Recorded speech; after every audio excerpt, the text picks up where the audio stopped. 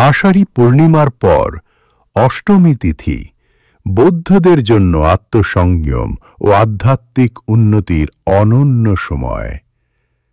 বৌদ্ধ ধর্মানুসারীদের কাছে আষাঢ়ী পূর্ণিমার পরবর্তী অষ্টমী তিথি একটি অত্যন্ত তাৎপর্যপূর্ণ দিন হিসেবে বিবেচিত।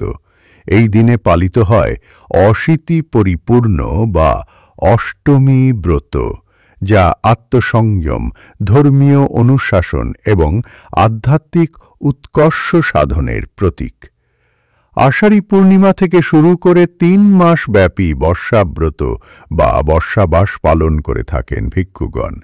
তারা বিহারে অবস্থান করে ধ্যান, ধর্মচর্চা ও শীল অনুশীলনের মাধ্যমে নিজের আধ্যাত্মিক জীবনকে সুদৃঢ় করে তোলেন। এই সময়কালেই আসে অষ্টমী তিথি, যেটি অশীতি পরিপূর্ণ ব্রতের মাধ্যমে এক বিশেষ গুরুত্ব ধারণ করে। আষাঢ়ী পূর্ণিমার দিন গৌতম বুদ্ধের জীবনের বেশ কয়েকটি গুরুত্বপূর্ণ ঘটনা সংঘটিত হয়েছিল, যেমন মাতৃগর্ভে প্রতিসন্ধি গ্রহণ, গৃহত্যাগ এবং প্রথম ধর্মদেশনা বা ধর্মচক্র প্রবর্তন।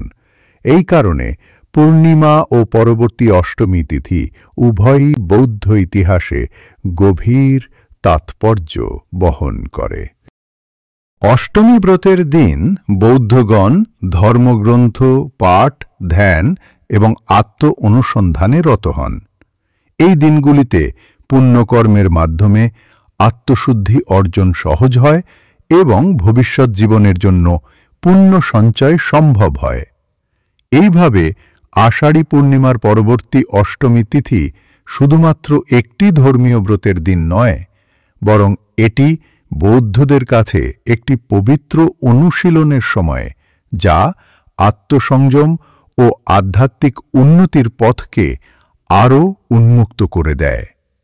প্রিয় পুণ্যার্থী, আপনার আধ্যাত্মিক পথ চলাকে আরও সমৃদ্ধ করতে বৌদ্ধ বার্তা রয়েছে আপনার পাশে। আষাঢ়ী পূর্ণিমা, অষ্টমী ব্রত কিংবা বর্ষাব্রত সব ধরনের বৌদ্ধ ধর্মীয় খবর, অনুষ্ঠান, ব্রত, তিথি ও তাত্ত্বিক বিশ্লেষণ পেতে এখনই আমাদের ফেসবুক পেজ ফলো করুন, আর ভিডিও আকারে বুদ্ধের জীবনকথা, ধর্মীয় অনুষ্ঠান ও বিশেষ দিবসের আলোচনার জন্য সাবস্ক্রাইব করুন আমাদের ইউটিউব চ্যানেল বোধি স্টোরিজ। ধন্যবাদ।